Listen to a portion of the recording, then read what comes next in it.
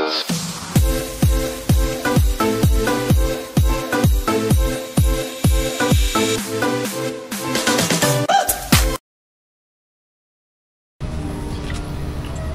up mga kaklista, it's me again, Patrick Patricio. For today's video guys ay i-unbox natin tong gulong or unwrap natin, okay?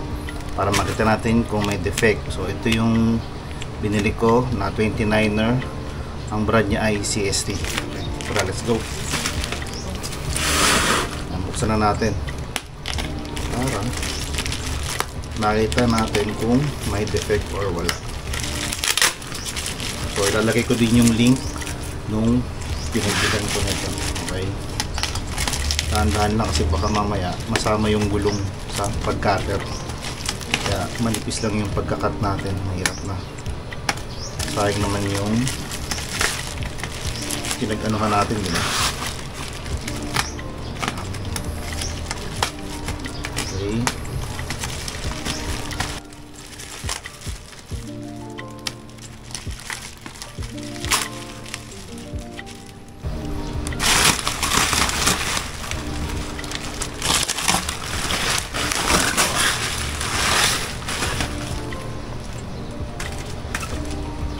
so ayan, so ito na yung gulong. So tinan mo, fast rolling siya. Ang ganda ng knobs yun, no? Kasi hindi naman tayo masyado nagtitrail na dito eh. Diba, ang ganda, ayos na. Yan, so titignan muna natin. So ang size nito is 29 by 29 by 2.1 natin.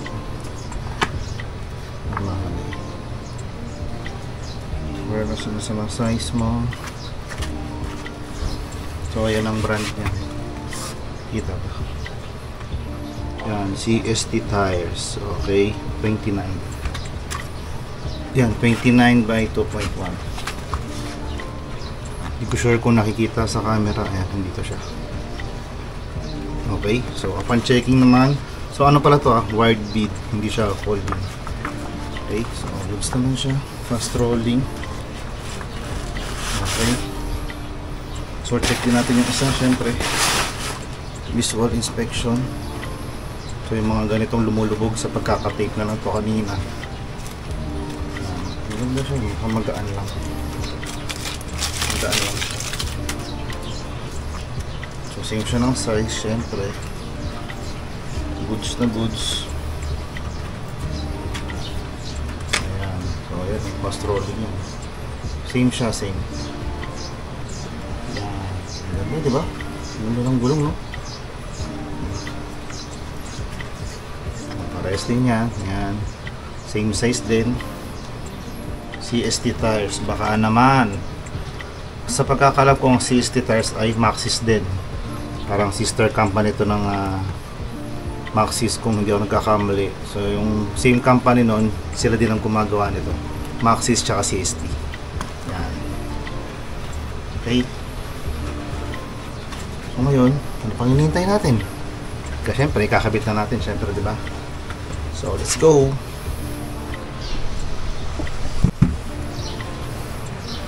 So yun, palitan na natin. So ito yung sa likod. So i-compare muna natin ng konti. So ito yung sa Bontrager XR2 29 by 2.2. So pasensya na kung medyo malupa-lupa. So i-compare natin siya, no? Ayan. Pero guys, makapal pa to, siguro mga 90% pa to. Goods na goods pa yan. So tinakbo niyang 600 plus kilometer. So kaya bago-bago pa yan. So ayun. So ito kasi yung knob niya, alam mo na, pang mga lupa-lupa, pang rough road. So ito naman is fast rolling. So more on na kasi tayo dito ngayon eh. More on tawag dito, more on patag na tayo dito, sa kalsada na lang, asfalto. Kaya so nag-decide ako magpalit ng ganitong gulong. Okay, so ito yung dati ko, so ito yung papalit natin.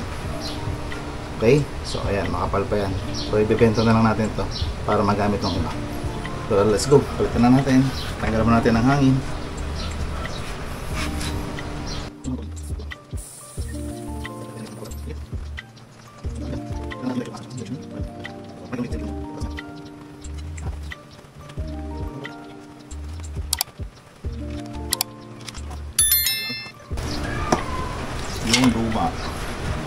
Yun. O, di ba? So, ito yung luma.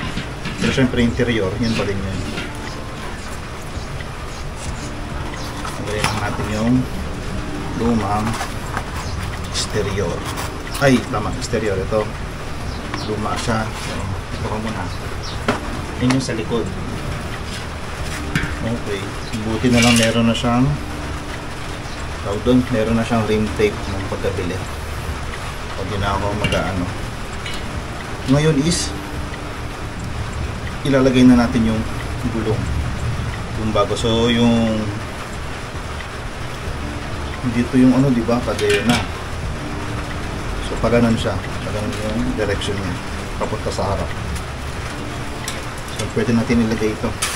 So pares na siya ng brand ngayon. CST na rin to eh. Yung, ay sorry, CST na rin tong ano natin, interior hanggang 2.35. So 1.9 hanggang 2.35, 29 din siya. Ito, maganda natin.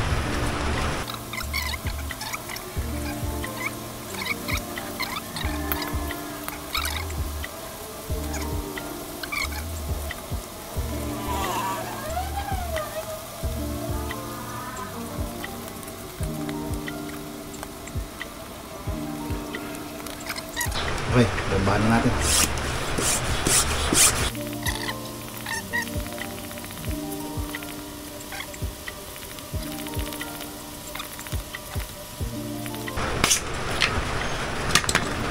So, okay na tong panglikod. So, yung harapan naman yung titirahin natin.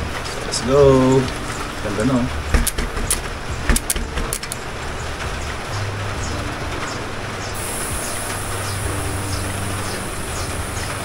Menu sa harapan.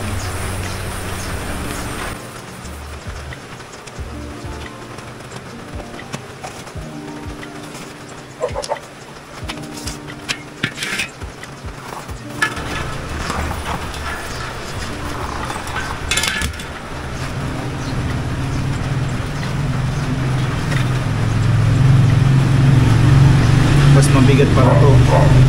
Mas mabigat siya isa dito. Magaan-gaan ang konti dito. So, makakabawas tayo ng timbang kahit papaano.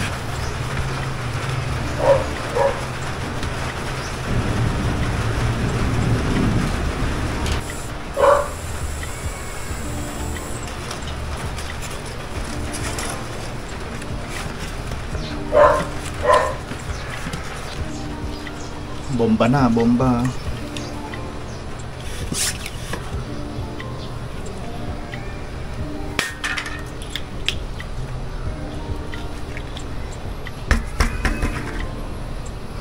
So, nagkakabit na natin ngayon sa bike. Okay, mga kaklista, ayan na. At naibalik ko na siya sa bike natin. Ayan na siya. Kitang-kita mo yung pagbabago niya. Manipis lang ng konti. Konting-konti kasi nga nag 2.1 siya eh. Okay, so ito yung sa likod. Ayan. So, ngayon naman is ano yun natin? Yung performance niya sa kalsada. Okay, kung malaki pinagbago niya. Kasi fast rolling na to eh. Kasi nung dati kong gamit na malaki yung knob. Okay. So, let's go. So, yun. Testing na natin. Alright.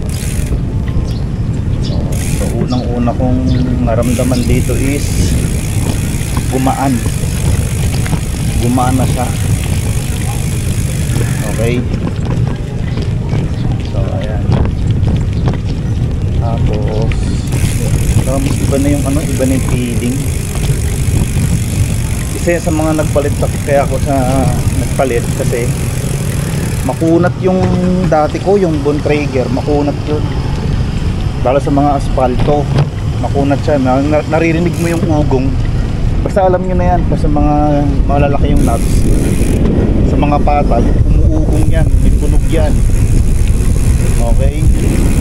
So kaya nag-isa rin sa mga reason kaya nagpalit ako ng gulong, diba? So ngayon pinag-obserbahan ko muna, wala naman ako naririnig. Hindi tulad pag yung ano, grabe umuugong eh, kasi nga makunat yung ganung gulong. Okay, so opinion ko lang yun ha. So wala namang ano sa mga ibang gulong dyan. So opinion ko lang yun. So ngayon is gumaan talaga. Gumaan yung padyak ko. Nararamdaman ko na yung fast rolling talaga. Unang padyak pa lang. Okay. So yun lang ang magandang ano dito. Review ko dito. Maganda siya, oh. Magaan. Stick talaga. Maganda siya. Okay. May hams pa. So yun, oh. Hindi tulad pag ano, ramdam mo kagad yung kunat ng gulong, lalo sa kalsada. So yun lang naman ang magiging feedback ko dito. So titingnan natin yung long term na to, yung ating gulong. So nag-start siya ng odometer ng 655 km. Okay, so yun ang starting na odometer niya. Okay, so gagamitin natin ito ng gagamitin, i-ride natin ang i-ride para yung long term niya. Siguro tingnan natin kung ilang kilometers ang maano niya, ang tawag dito, maabot niya. Tingnan natin kung yung ano yung performance niya. So yan, so nakikita nyo ngayon, so yan yung gulong natin. So sa patag lang tayo at super smooth mga kaklista. Mare-recommend ko tong CST na to, CST tires. Okay, so yun lang mga kaklista. At maraming salamat sa panonood nyo. So ito yung mga unang review ko dito sa ano natin, sa gulong natin. Kasi nga bago lang naman. So sa mga susunod na mga videos, so ilang buwan yan bago natin yung long term review nya. Okay, so yun lang mga kaklista. Maraming salamat sa panonood nyo. Sana nagustuhan nyo itong video na to. Okay, God bless and ride safe. Sheesh, bye bye.